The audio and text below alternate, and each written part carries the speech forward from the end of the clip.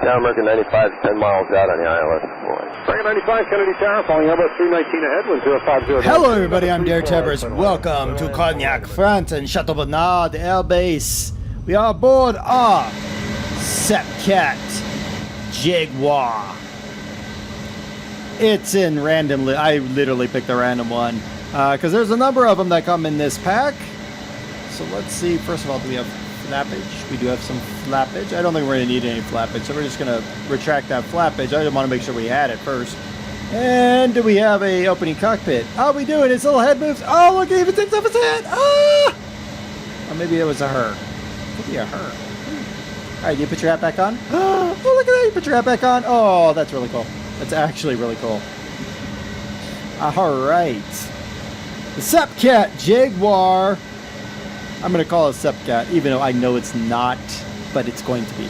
The Sepecat Jaguar is an Anglo-French jet attack aircraft originally used by the British Royal Air Force and the French Armée de l'Air in close air support and nuclear strike roles, and still in service with the Indian Air Force, which is the livery of this aircraft, but we're just not going to go to India because I don't feel like it. Let's run up our twin. These are two Rolls-Royce Turbo Mecha Adore Mark 102 turbofans, 5,115 pounds of thrust dry, 7,305 pounds of thrust wet or afterburning. Oh yeah, we got afterburners. We got light. Whoa boy. Come on. Can we take off yet? No. We're gonna go off-road a little bit. Reasons I don't fully understand myself, actually. Can we take off yet? Yes, we can. Or we can't. Oh, yeah, well, there we go. Look at that.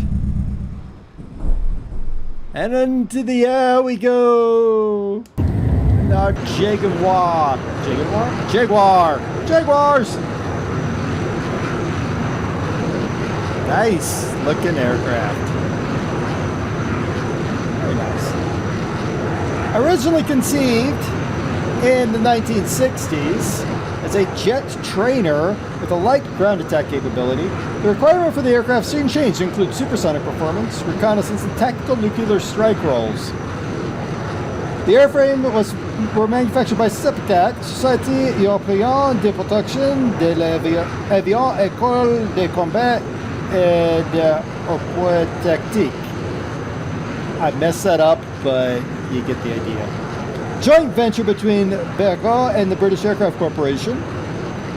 Served with the Armée de l'Air as a main strike and attack aircraft until 1 July 2005, with the Royal Air Force until the end of April 2007. Was replaced by the Panavia Tornado and the Eurofighter Typhoon in the RAF and the Dassault Rafale in the Armée de l'Air. The program began in the 1960s in response to a British requirement for an advanced supersonic jet trainer to replace the Foland Nat T1 and the Hawker Hunter T7, and a French requirement for a cheap supersonic dual-role trainer and light attack aircraft to replace the Fouga Magastar, the Lockheed T-33, and the Dassault Mystère 4.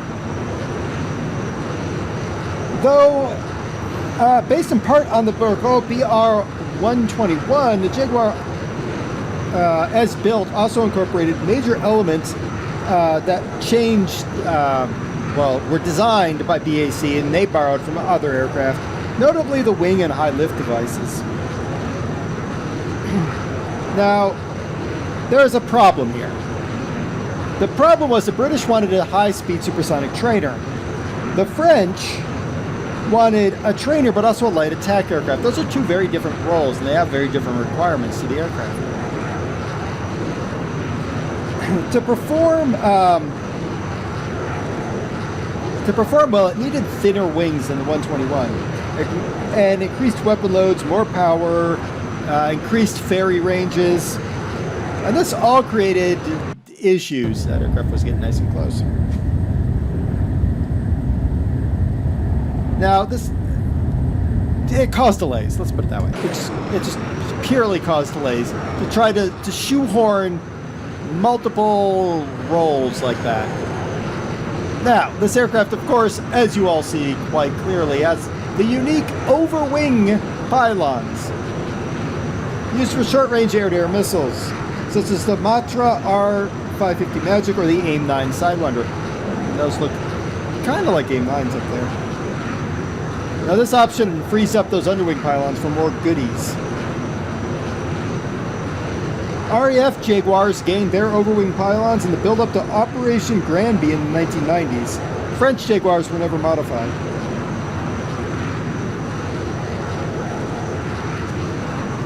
During the Gulf War, this aircraft was mechanically superior, more reliable, than the Panavia Tornado. However, the avionics were a serious hindrance. This aircraft was not built with high-end avionics. Due to the Jaguar's shortcomings in navigation and target acquisition, French Jaguars had to be escorted by Dassault Mirage F-1CR reconnaissance aircraft to act as guides for the Jaguars.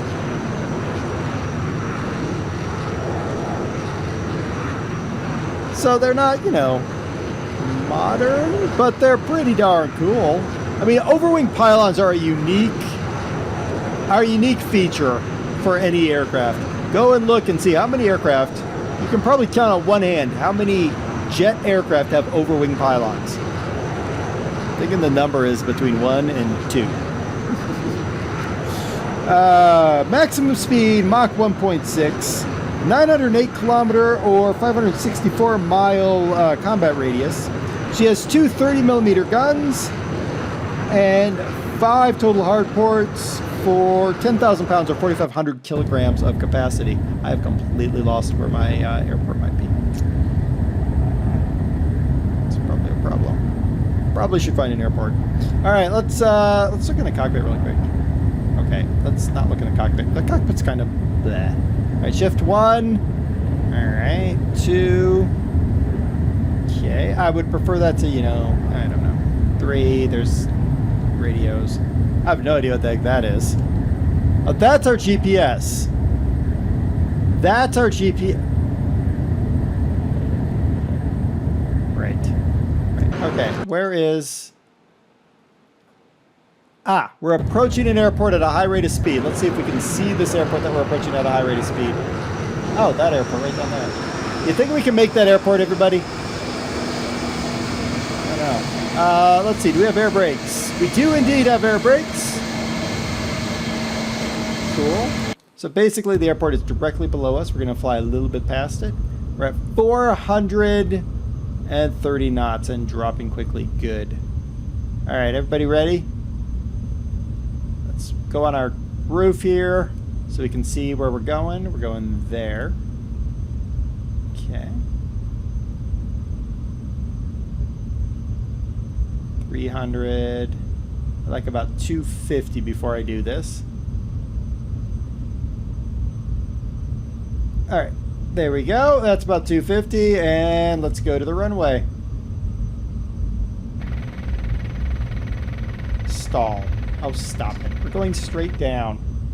Whoa! Whoa! Whoa! What in the heck? We're gonna die. Eject! Eject! Eject! Oh, crackers. Huh, that didn't work well. Huh! Wow. That was interesting. That was interesting behavior there on the stall. I was kind of expecting it to not stall when I put the nose straight down, but apparently it did. I'm not really sure why, though. I'll have to research this aircraft and see if it has some sort of problem with quick moves like that. It shouldn't have. But hey, it did. Shut her down. There we go. So that is the Sepecat Jaguar. The link is in the description as always. Interesting aircraft. Weird performance there. I don't know what that deal was. Probably me more than anything. But hey, you can give it a try yourself. I've been DerTebbers. This has been your Flight Simulator Explained Spotlight. Until next time, happy flying, everybody. Level 1283, Kennedy Tower. Greetings. Falling heavy, Boeing 767, touching down. Caution wake turbulence from 050 to 12, number 24 right to the left.